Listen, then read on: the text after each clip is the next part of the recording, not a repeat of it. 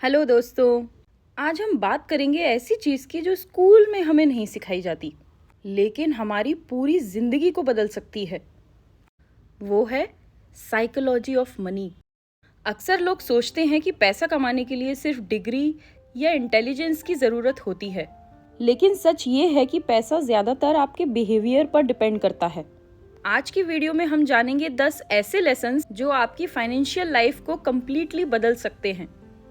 जब आप किसी को एक्सपेंसिव कार या फिर किसी महंगे फ़ोन के साथ देखते हैं तो आप सोचते हैं कि वो इंसान बहुत अमीर है, लेकिन असली वेल्थ वो पैसा है जो आपने खर्च नहीं किया। जी हाँ दोस्तों, बैंक अकाउंट में पड़ा हुआ पैसा, इन्वेस्टमेंट्स और असेट्स ही असली वेल्थ होते हैं। जो चीज़ हमें दिख रही है उसके लिए पैसा ऑलरेडी खर्च हो चुका है। बहुत लोग अच्छा पैसा कमा लेते हैं, लेकिन सब लोग उस पैसे को संभाल नहीं पाते। कई सेलिब्रिटीज और एथलीट्स करोड़ों कमाकर भी बैंकक्रप्ट हो गए। इसीलिए दोस्तों, अर्निंग इम्पॉर्टेंट है, लेकिन सेविंग्स और इन्वेस्टमेंट्स उससे भी ज्यादा इम्पॉर्टेंट है। अगर आप हर महीने थोड़ा पैसा इन्वेस्ट करते हैं और उसे टाइम देते हैं तो कंपाउंडिंग कमाल कर सकती है दोस्तों। मान लीजिए आप हर महीने 5,000 रुपए इन्वेस्ट करते हैं। शुरू में ग्रोथ जरूर छोटी लग सकती है, लेकिन 15 से 20 साल बाद वही पैसा कई गुना बढ़ सकता है। दोस्तों, सारा खेल कंपाउंडिंग का है और कंपाउंडिंग को मैजिक बनाता है टाइम। अक्सर लग्जरी कार्स, लग्जरी वॉचेस और लग्जरी हाउसेस बहुत अच्छे लगते हैं, लेकिन सबसे बड़ी लग्जरी है अपना टाइम कंट्रोल करना। जब आपको पैसों के लिए हर डिसीजन मजबूरी में ना लेना पड़े, तब आप फाइनेंशियली फ्री होते हैं। फाइनेंशियल फ्रीडम का मतलब है अपनी चॉइसेस होना।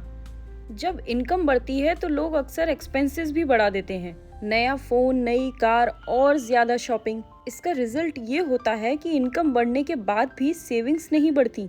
अमीर बनने का सीक्रेट ज्यादा कमाना नहीं, बल्कि इनकम बढ़ने के बाद भी एक्सपेंसेस को कंट्रोल करना है। कभी कभी सक्सेसफुल लोग सिर्फ टैलेंटेड नहीं होते, उनके साथ लक भी होता है। और कभी कभी टैलेंटेड लोग भी फेल हो जाते हैं क्योंकि उनके सामने अनएक्सपेक्टेड रिस्क आ जाते हैं।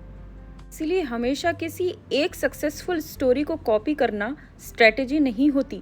किसी ने बचपन में फाइनेंशियल स्ट्रगल्स देखी होती हैं, किसी ने एबेंडेंस देखा होता है।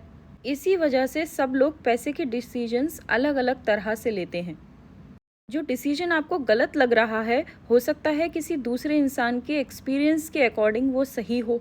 दुनिया में बहुत लोग सब कुछ होने के बाद भी खुश नहीं होते।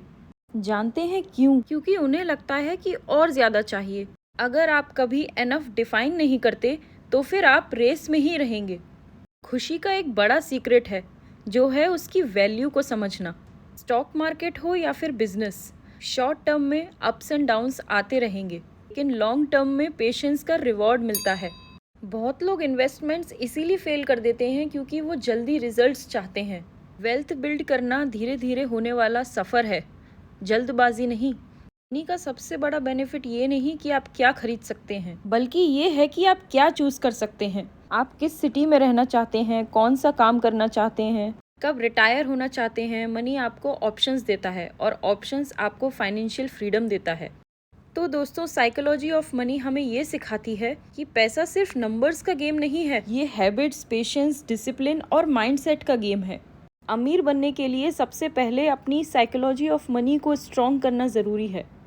याद रखिए, पैसा कमाना एक स्किल है, लेकिन पैसा संभालना एक आर्ट है। दोस्तों, अगर आपको ये वीडियो पसंद आया हो तो लाइक करें, शेयर करें और कमेंट में बताएं आपके हिसाब से सबसे पावरफुल मनी लेसन कौन सा था।